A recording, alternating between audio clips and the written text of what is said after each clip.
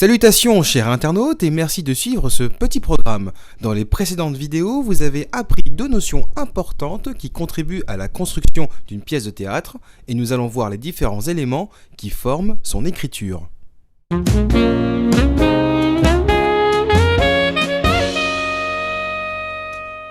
Le petit comédien numéro 3, l'écriture d'une pièce de théâtre. La recette pour écrire une bonne pièce, il faut un papier et un crayon.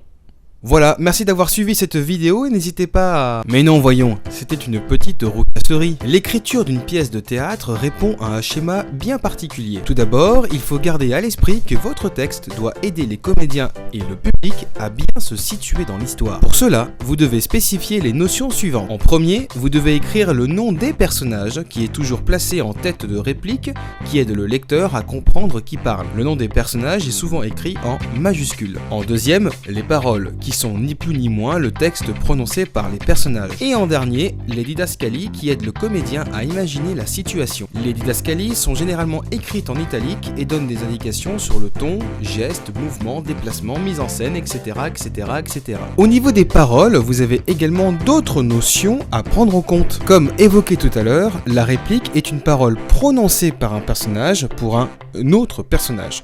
Du coup, ça forme un dialogue. Merci Captain Obvious. D'ailleurs, quand une réplique est tout le temps utilisée, on parle de réplique culte. Je vais acheter une livre de noix. C'est beaucoup de noix, ça!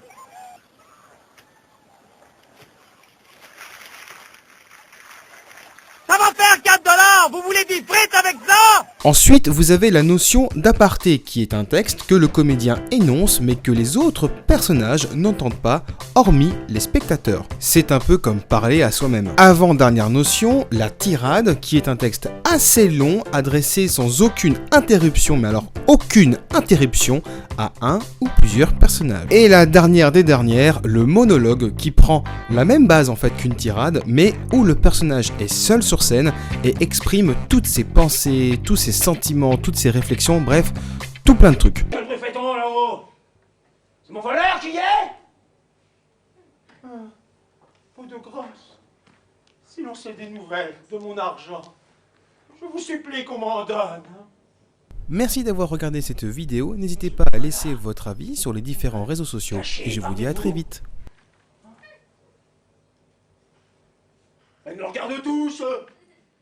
Mais je vais taire.